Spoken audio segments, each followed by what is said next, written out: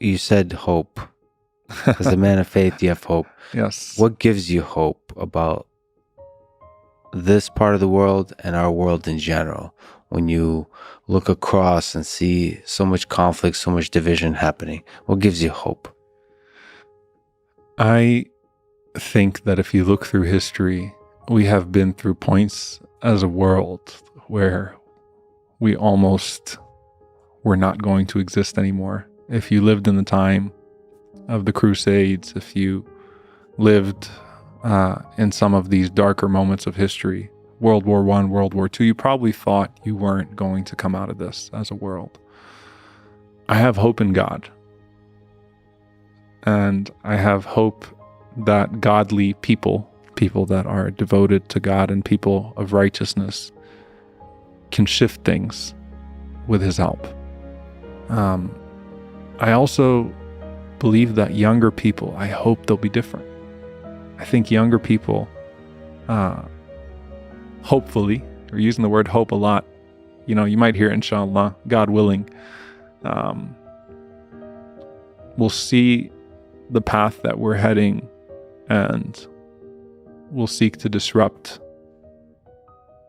this bleak trajectory and bring it back to something else. So here's the thing, we live in a time of hyperexposure. That hyperexposure could paralyze you or it could empower you. It could make you completely shut down and say, what's the point of even trying to help these people out? Why even talk about the Palestinians? Well, you got these people here, the Uyghurs, the Rohingya, you got what's happening in Honduras, Guatemala, El Salvador, Brazil, like South America, Africa, Ethiopia, Somalia. It's so much, and it can be overwhelming to a person who cares. But you ultimately realize that the difference that you can make can become a much greater difference, even if it's after your lifetime. And I'll tell you actually a story that I remember the first time I went to Syrian refugee camps. And you deal with people in this deeply human way. For me, the most clarifying parts of the world are the refugee camps. It's where I feel the most clarity in life about what I'm supposed to be doing in life. You go to the refugee camps, and then after you interacting with these people and, maybe giving a few people some trailer homes and some food and something to sustain themselves, some coats and blankets, you drive out of the refugee camps back to where you're staying. And the camps get bigger and bigger and bigger and bigger, and the people get smaller and smaller and smaller and smaller.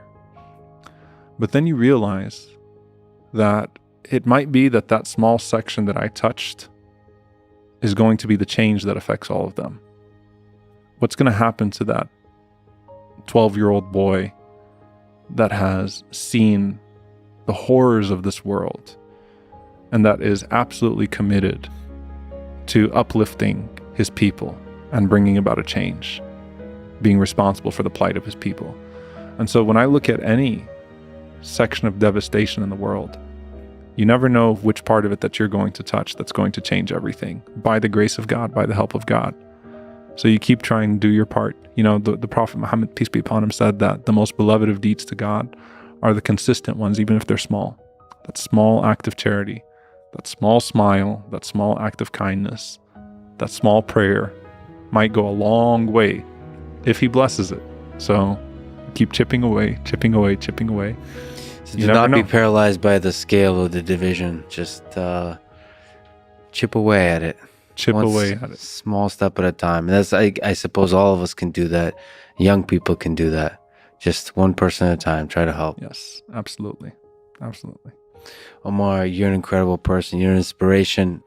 I think you mentioned you came to Dallas for a podcast, and instead you got a friend. There you go. So it's an honor to be your new friend. Appreciate and I think it's time we go pray. Absolutely. I hope it's okay that I join you in at least in movement. Absolutely. In prayer. Thank you so much. I appreciate you coming down. It's been an absolute pleasure. إني عبد الله آتاني الكتاب وجعلني نبيا وجعلني مباركا أينما كنت وأوصاني أوصاني بالصلاة والزكاة ما دمت حيا وبرا بوالدتي ولم يجعلني جبارا شقيا والسلام علي يوم ولدت ويوم أموت ويوم أبعث حيا